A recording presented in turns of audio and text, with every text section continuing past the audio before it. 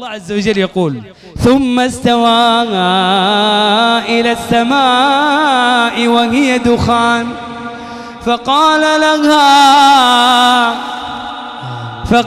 لها وللأرض ائتيا طوعا أو كرها قالتا أتينا طائعين.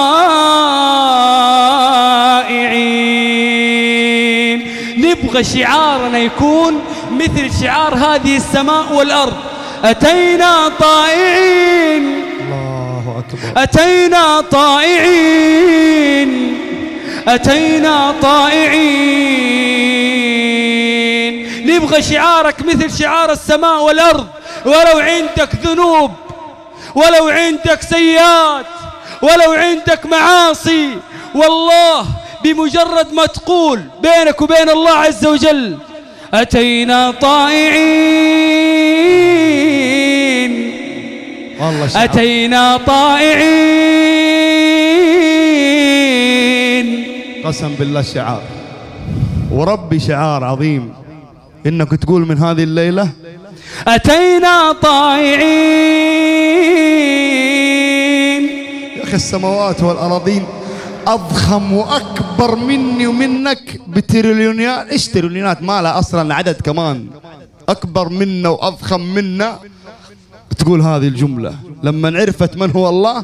سماوات عظيمة وأراضين ما لها حصر ولا عد، تقول أتينا وإحنا اللي الله خلقنا من نطفة نتكبر على أوامر الله. يقول النبي صلى الله عليه وسلم رأيت جبريل عندما صعد النبي صلى الله عليه وسلم عند الله عز وجل عند سدرة المنتهى، ورأى جبريل يقول رأيت جبريل مثل الحلس البالي من خشية الله.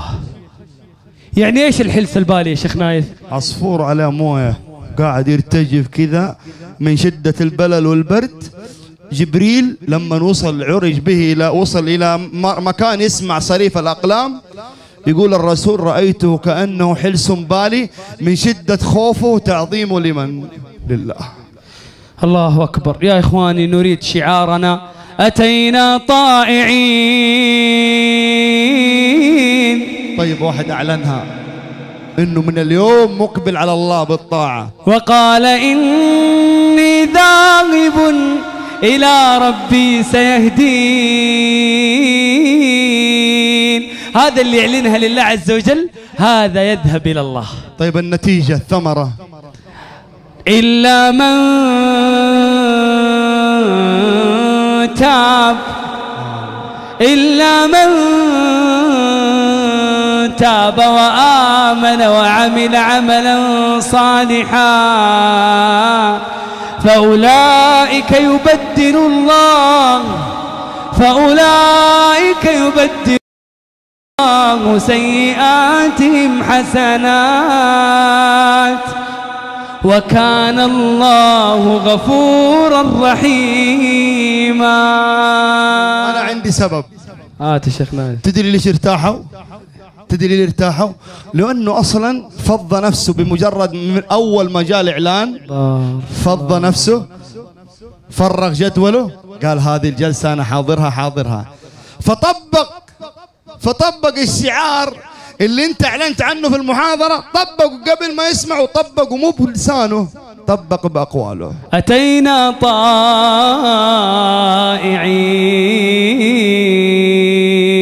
والله لما نطبق هذا الشعار في حياتك أقسم بالله تبدأ تشعر بهذه الراحة النفسية اللي انت سمعتها. أزيدك يا شيخ نايف. الله عز وجل الباري سبحانه يقول في سورة النساء ولو أنهم فعلوا ما يوعظون به لكان خيرا لهم. الله يقول لكان خيرا لهم، الله لكان خيرا لهم وأشد تثبيتا وإذا لآتيناهم من لدنا أجرا عظيما ولهديناهم ولهديناهم صراطا مستقيما. ومن يطع